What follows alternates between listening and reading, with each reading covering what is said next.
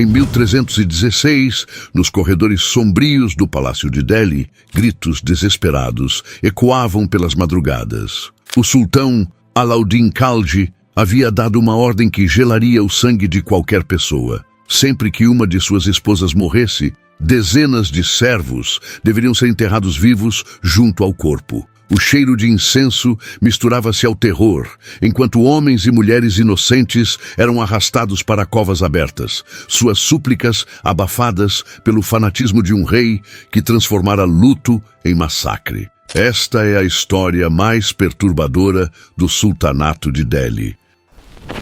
Mas como um homem comum se transformou no monstro mais temido da Ásia medieval? Alauddin Khalji não nasceu para ser sultão. Em 1267, ele veio ao mundo como Ali Gurshasp, sobrinho do sultão Jalaluddin Khalji, em uma família que havia conquistado o trono através de sangue e traição. Desde criança, seus olhos escuros carregavam uma frieza que perturbava até mesmo os soldados mais experientes do palácio. Enquanto outras crianças brincavam, Ali observava as execuções públicas com uma curiosidade doentia que fazia os adultos desviarem o olhar. O jovem príncipe cresceu em um ambiente onde a violência era moeda corrente. O sultanato de Delhi, no século XIII, era um caldeirão fervente de conspirações, onde irmãos matavam irmãos pelo poder e onde a morte de um rival era celebrada com banquetes. Ali absorveu essas lições como uma esponja absorve sangue. Aos 15 anos, já havia presenciado mais de 100 execuções e participado de interrogatórios onde a tortura era considerada uma arte refinada. Seu tio, o sultão Jalaluddin, era conhecido por sua relativa clemência, um defeito fatal no mundo brutal da política medieval. Ali observava essa fraqueza com desprezo crescente. Quando completou 20 anos, já sussurrava nos ouvidos de comandantes descontentes que um líder verdadeiro deveria inspirar terror absoluto, não piedade. Suas palavras eram como veneno doce, infiltrando-se nas mentes dos ambiciosos. Em 1292, Ali recebeu seu primeiro comando militar independente, uma expedição para saquear o reino de Devagiri, no sul da Índia. Foi lá que ele descobriu sua verdadeira natureza. Após capturar a cidade, em vez de seguir as convenções de guerra da época, Ali ordenou que todos os prisioneiros fossem torturados publicamente antes da execução. Ele próprio participava dos interrogatórios, seus olhos brilhando com uma luz perturbadora enquanto ouvia os gritos de dor. O saque de Devagiri rendeu tesouros inimagináveis, toneladas de ouro, prata e pedras preciosas que fariam qualquer rei da Europa morrer de inveja. Mas para Ali, a verdadeira recompensa era o medo que via nos olhos de seus próprios soldados. Eles haviam testemunhado algo que os mudaria para sempre, a transformação de um jovem príncipe em uma criatura sedenta de poder absoluto. Quando retornou a Delhi, carregado de riquezas, Ali já havia decidido que seu tio precisava morrer.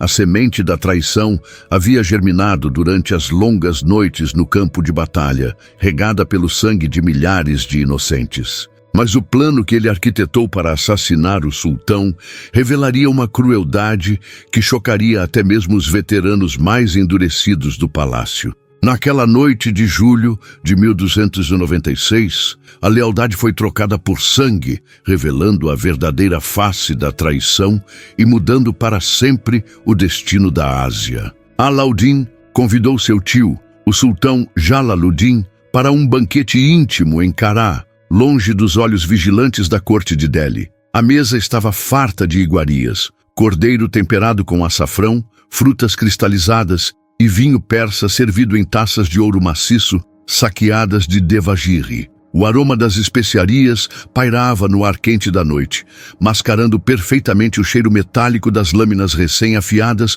escondidas sob as vestes dos conspiradores. Jalaluddin chegou acompanhado apenas de uma pequena escolta, confiante na lealdade de seu sobrinho favorito. Como poderia desconfiar? Ali havia sido como um filho para ele, criado em seu próprio palácio, alimentado em sua própria mesa. O sultão sorria enquanto degustava o vinho, elogiando as conquistas militares do sobrinho e planejando futuras campanhas juntos. Cada palavra carinhosa era como um punhal sendo lentamente cravado no peito de sua própria ingenuidade. Alaudin aguardava o momento perfeito, seus dedos tamborilando nervosamente na mesa enquanto observava o tio relaxar sob o efeito do álcool. Quando os últimos servos se retiraram e apenas os conspiradores permaneceram no salão, Ali fez um sinal quase imperceptível. Em segundos, punhais brilharam sob a luz das tochas e o ar se encheu de gritos abafados. Jalaluddin tentou se defender, mas o vinho havia tornado seus reflexos lentos. 6 lâminas o atingiram simultaneamente. Peito, costas, pescoço. O sangue real se espalhou pela mesa, misturando-se ao vinho derramado em uma sinfonia macabra de vermelho sobre ouro. Mas o que realmente gelou o sangue dos presentes foi a expressão no rosto de Alaudin. Não havia remorso, apenas uma satisfação fria e calculista, como um artesão admirando sua obra-prima. O corpo ainda quente do sultão foi mutilado de forma ritual. Alaudin ordenou que a cabeça fosse decepada e enviada imediatamente para Delhi, não como prova da morte, mas como uma mensagem de terror para qualquer um que ousasse questionar sua ascensão. Os olhos de Jalaluddin, que horas antes brilhavam com confiança paternal, agora fitavam o vazio em uma expressão de choque eterno. Enquanto os conspiradores limpavam o sangue de suas mãos, Alaudin já planejava sua entrada triunfal na capital. Ele sabia que alguns nobres resistiriam, que haveria conflitos e derramamento de sangue, mas isso não o preocupava. Na verdade, o excitava. A violência havia se tornado sua linguagem preferida e ele estava ansioso para falar fluentemente com seus novos súditos. Na madrugada seguinte, quando as primeiras notícias do assassinato chegaram a Delhi, o pânico se espalhou pelos mercados e mesquitas como fogo em palha seca. Mulheres choravam nas ruas, comerciantes fechavam suas lojas e soldados desertavam em massa. Todos sabiam que uma nova era havia começado, uma era onde a crueldade seria a única lei. Mas ninguém imaginava que o verdadeiro horror só começaria quando Alaudin pisasse no trono e conhecesse a mulher que transformaria sua sede de sangue em obsessão mortal. Conte nos comentários. Você acredita que alguém nasce destinado à crueldade ou as circunstâncias moldam os tiranos? A resposta pode surpreender você. Em 1299, uma única mulher faria o homem mais poderoso da Ásia perder completamente a razão. Padmavati de Chittor não era apenas bela, ela era uma visão que desafiava a própria realidade. Relatos da época descreviam seus olhos como lagos profundos onde a lua se afogava, e sua pele como seda tecida pelos deuses do amanhecer. Quando as primeiras descrições de sua beleza chegaram aos ouvidos de Alaudin através de comerciantes ambulantes, o sultão inicialmente riu. Afinal, ele havia possuído centenas de mulheres das mais diversas regiões conquistadas. Que diferença uma Rajput poderia fazer? Mas algo nas palavras dos mercadores plantou uma semente venenosa em sua mente. Eles falavam de Padmavati com uma reverência quase religiosa, como se ela fosse uma criatura de outro mundo temporariamente aprisionada em forma humana. Descreviam como guerreiros veteranos, tropeçavam apenas por vislumbrar sua sombra atrás das cortinas do palácio, como poetas perdiam a capacidade de falar ao ouvir sua risada ecoando pelos jardins de Chittor. O que começou como curiosidade, logo se transformou em fixação doentia. Alaudin passou noites inteiras acordado, imaginando o rosto que nunca havia visto, criando em sua mente uma imagem que crescia em perfeição a cada hora de insônia. Seus conselheiros notaram a mudança perturbadora. O sultão, antes focado exclusivamente em campanhas militares e execuções públicas, agora passava horas olhando para o horizonte na direção de Rajasthan, seus olhos vidrados como os de um homem possuído por demônios. A obsessão intensificou-se quando espias trouxeram mais detalhes. Padmavati era não apenas bela, mas inteligente e virtuosa. Ela falava sânscrito fluentemente, compunha versos que faziam grown-homens chorarem e governava as mulheres do palácio com uma sabedoria que rivalizava com a de qualquer ministro. Para Alauddin, acostumado a quebrar e possuir tudo que desejava, essa combinação de beleza e pureza representava o desafio definitivo. Em 1303, a fixação atingiu seu ponto de ebulição. Alauddin reuniu um exército de 80.000 homens, uma das maiores forças militares já mobilizadas no subcontinente, oficialmente para expandir as fronteiras do sultanato. Mas todos sabiam a verdade. Esta não era uma campanha de conquista territorial. Era a expedição militar mais cara da história, movida puramente pela luxúria de um homem. O cerco de Chittor durou 8 meses infernais. Alauddin havia prometido aos soldados que quem trouxesse Padmavati viva receberia seu peso em ouro, mas quem a ferisse seria enterrado vivo. A cidade resistia heroicamente, mas as provisões se esgotavam. Mulheres e crianças morriam de fome, enquanto o sultão permanecia em sua tenda dourada, recusando qualquer acordo que não incluísse a entrega de Padmavati. Durante o cerco, algo sinistro aconteceu com a mente de Alauddin. Seus generais relataram que ele falava sozinho durante horas, mantendo conversas imaginárias com uma mulher que só ele podia ver. À noite, gritava o nome de Padmavati em seus pesadelos, acordando em suor frio e exigindo relatórios imediatos sobre o progresso do cerco. Mas quando Chittor finalmente caiu e Alauddin descobriu o que Padmavati havia feito para escapar de suas mãos, sua fúria desencadearia uma sede de vingança que pintaria toda a Índia de vermelho. O que Alauddin encontrou nos destroços de Chittor foi pior que a morte. Era a humilhação definitiva. Quando as muralhas finalmente cederam em dezembro de 1303, Alauddin cavalgou pessoalmente através dos portões destruídos, seu coração batendo com uma antecipação que beirava a loucura. 8 meses de cerco, milhares de mortos, uma fortuna em recursos militares.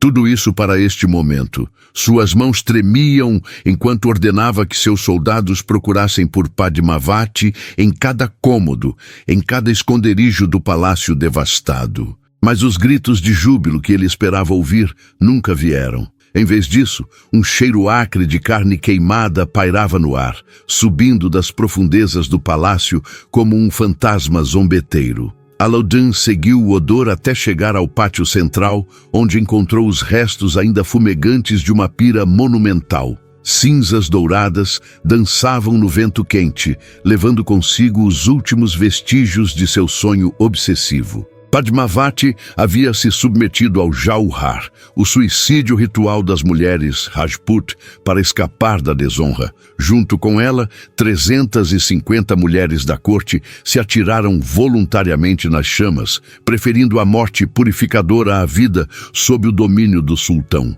O soldado que trouxe a notícia para Alauddin foi imediatamente executado, não por mentir, mas por dizer a verdade que o sultão se recusava a aceitar. A reação de Alauddin foi apocalíptica. Em um acesso de fúria que testemunhas compararam à possessão demoníaca, ele ordenou o massacre sistemático de toda a população masculina de Chittor. Não bastava matar, ele queria apagar a própria memória da cidade que havia zombado de seu poder. 30.000 homens foram executados em 3 dias, seus corpos empilhados em pirâmides grotescas que podiam ser vistas a quilômetros de distância. Mas ainda não era suficiente para saciar sua sede de vingança. Alauddin ordenou que as cabeças dos guerreiros Rajput mortos fossem enviadas como presentes para outros reinos independentes, acompanhadas de mensagens ameaçadoras escritas com o sangue das vítimas. A mensagem era clara: este seria o destino de qualquer um que desafiasse sua vontade. Nos meses seguintes, a obsessão por Padmavati mutou em algo ainda mais perigoso: uma paranoia absoluta sobre a lealdade de suas próprias esposas. Se a mulher mais bela da Índia havia preferido a morte a ser sua, o que isso dizia sobre as outras mulheres em seu harém? Alauddin Passou a ver traição em cada olhar, conspiração em cada sussurro, desafio em cada silêncio. Ele implementou um sistema de espionagem dentro de seu próprio palácio, que faria qualquer ditador moderno sentir inveja. Eunucos eram encarregados de monitorar cada conversa entre suas esposas. Servos eram torturados regularmente para revelar conspirações imaginárias. E qualquer mulher que demonstrasse a menor tristeza era acusada de lamentar secretamente por outros homens. A transformação estava quase completa. O homem que um dia havia sido apenas cruel, agora se tornara algo muito pior. Um paranoico perigoso com poder absoluto e uma fixação doentia pela morte como forma de controle. As sementes da prática mais horrífica de seu reinado já estavam sendo plantadas em sua mente perturbada. Enquanto as câmaras do palácio se enchiam de suspiros contidos e olhares assustados, uma pergunta pairava no ar como um veneno invisível. O que mais um homem com poder absoluto pode fazer quando começa a desconfiar até mesmo dos mortos? E foi então que a primeira de suas esposas morreu de causas naturais, dando a Alaudin a oportunidade perfeita para testar uma ideia que o assombrava desde Titor. Como garantir lealdade absoluta mesmo após a morte? O momento mais perturbador chegou quando os servos foram forçados a descer na cova ainda vivos. Homens e mulheres que haviam servido fielmente por anos se agarravam às bordas da terra úmida, seus dedos arranhando o solo, enquanto soldados empurravam terra sobre seus corpos tremendo. O som abafado de suas vozes suplicando misturava-se ao ritmo hipnótico das pás, jogando terra, criando uma cacofonia de desespero. Era como se o próprio solo chorasse ao engolir aquelas vidas, almas que serviram em silêncio e, no fim, imploraram por um último respiro que jamais viria. Alaudin permaneceu na borda da cova durante todo o processo, seus olhos fixos no espetáculo com uma satisfação que transcendia qualquer forma normal de prazer humano. Quando o último grito foi silenciado pela terra compactada, ele sorriu. Um sorriso que testemunhas descreveram como mais aterrorizante que a própria morte. Naquela noite, enquanto o palácio inteiro sussurrava em terror sobre o que havia testemunhado, Alaudin dormiu profundamente pela primeira vez desde o cerco de Titor. Ele havia descoberto a fórmula perfeita para a paz de espírito: morte controlada, lealdade forçada e o poder absoluto sobre cada aspecto da existência humana, incluindo seu fim. E enquanto a terra ainda se acomodava sobre os corpos dos servos de Mahru, Alaudin já traçava em silêncio o próximo capítulo dessa nova doutrina de horror. Um ciclo havia começado, e cada morte futura se tornaria um espetáculo ritual, onde o luto seria substituído por castigo coletivo. A loucura ganhava método, e a bizarrice do rei, agora institucionalizada, virava tradição de terror no coração do sultanato. Mas este era apenas o ensaio geral. Quando sua esposa favorita morreu 2 anos depois, Alaudin transformaria aquele primeiro ritual em uma orgia de morte que chocaria até mesmo os mongóis. Em 1309, a morte de Kamaladevi desencadearia o massacre mais grotesco da história medieval. Kamaladevi não era apenas mais uma esposa no harém de Alaudin. Ela era sua obsessão redimida, a substituta que ele havia encontrado para Padmavati. Capturada durante a conquista de Gujarat, possuía uma beleza que rivalizava com as lendas, mas ao contrário da Rajput rebelde, Kamala havia se submetido completamente à vontade do sultão. Para Alaudin, ela representava a vitória final sobre a humilhação de Chitor. Durante 2 anos, Kamala foi tratada como uma deusa viva. Recebia presentes que custavam mais que campanhas militares inteiras. Vestidos tecidos com fios de ouro, joias que haviam pertencido a imperadores persas, perfumes raros trazidos das rotas da seda. Alaudin passava horas observando-a simplesmente existir, como se sua beleza pudesse curar as feridas psicológicas deixadas por Padmavati. Mas quando uma epidemia de peste bubônica varreu Delhi no verão de 1309, nem toda a riqueza do sultanato pôde salvar Kamala. A doença a consumiu em questão de dias, transformando sua beleza divina em uma caricatura grotesca de feridas purulentas e delírio febril. Alaudin recusou-se a deixar o quarto mesmo quando os médicos avisaram sobre o contágio, permanecendo ao lado dela até o último suspiro, sussurrando promessas de vingança contra a própria morte. O funeral de Kamala se tornou o evento mais macabro da história do sultanato. Alaudin ordenou que todos, absolutamente todos, que haviam servido ou interagido com sua esposa favorita, fossem enterrados vivos junto com ela. Não apenas seus servos pessoais, mas cozinheiros que preparavam suas refeições, músicos que tocavam em seus aposentos, jardineiros que cuidavam de suas flores favoritas, até mesmo os arquitetos que haviam projetado sua ala do palácio. O número final foi aterrorizante. 217 pessoas. Homens, mulheres, crianças, alguns tão jovens que mal sabiam falar. Famílias inteiras foram arrastadas para as covas coletivas, enquanto Alaudin observava da varanda de mármore, seus olhos vidrados em um transe que transcendia a loucura comum. Ele havia se tornado algo, além de um tirano. Era uma força da natureza dedicada exclusivamente à destruição organizada. O mais perturbador era que muitas vítimas foram enterradas em diferentes níveis de consciência. Algumas foram drogadas com ópio para diminuir o sofrimento. Outras foram deixadas completamente acordadas para que Alaudin pudesse ouvir seus gritos abafados pela terra. Ele havia desenvolvido uma hierarquia mórbida. Quanto mais próxima a pessoa estivesse de Kamala, mais consciente deveria estar durante o enterro. Testemunhas relataram que o som era indescritível, um coro subterrâneo de desespero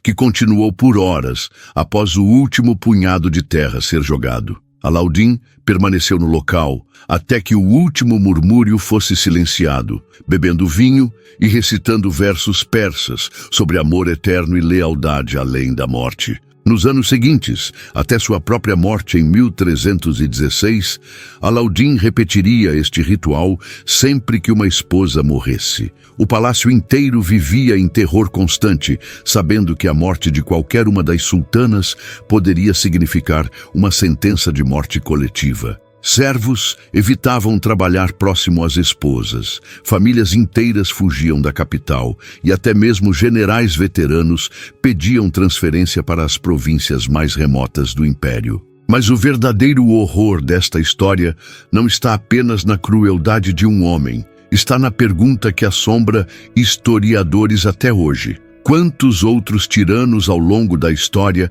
desenvolveram obsessões similares que nunca descobrimos? Quando Alaudin Khalji morreu em janeiro de 1316, vítima de uma doença misteriosa que alguns historiadores acreditam ter sido envenenamento, seu último ato consciente foi sussurrar o nome de Padmavati. Mesmo no leito de morte, 13 anos após o cerco de Chittor, a obsessão que havia transformado um príncipe ambicioso no monstro mais temido da Ásia ainda consumia seus pensamentos finais. Mas sua morte não trouxe alívio imediato ao sultanato. Seus sucessores, aterrorizados pela possibilidade de rebeliões inspiradas pelos horrores do passado, continuaram alguns de seus rituais macabros por anos. O medo havia se cristalizado na própria estrutura do poder, criando um legado de terror que transcendia a vida de seu criador original. O que torna a história de Alaudin Khalji verdadeiramente assombrosa não é apenas a escala de sua crueldade, mas como ela surgiu de emoções reconhecíveis: ciúme, obsessão, medo da traição. Em algum momento da história humana, todos nós enfrentamos esses demônios internos. A diferença aterrorizante é que Alaudin possuía o poder absoluto para transformar seus pesadelos pessoais em realidade para milhares de inocentes. Suas covas coletivas foram descobertas por arqueólogos apenas no século XX, revelando camadas de esqueletos em posições que confirmam as descrições históricas mais perturbadoras. Alguns corpos ainda mantinham as mãos em posição de súplica, eternizados em sua agonia final pela terra que os preservou durante séculos. Hoje, quando ouvimos sobre tiranos modernos e suas atrocidades, vale lembrar que o poder absoluto sempre encontrou formas criativas de corromper a alma humana. A verdadeira pergunta não é como alguém se torna um Alauddin Khalji, mas como sociedades inteiras permitem que esses monstros prosperem. Porque no final, os gritos abafados daquelas covas em Delhi ainda ecoam através dos séculos, lembrando-nos que a linha entre civilização e barbárie é mais tênue do que gostaríamos de admitir. Se essa história te causou arrepios, deixe seu like e se inscreva no canal. E se quiser descobrir mais casos perturbadores como este, assista agora ao nosso próximo vídeo sobre os haréns mortais do Império Otomano. A história pode ser cruel, mas ignorá-la é ainda mais perigoso.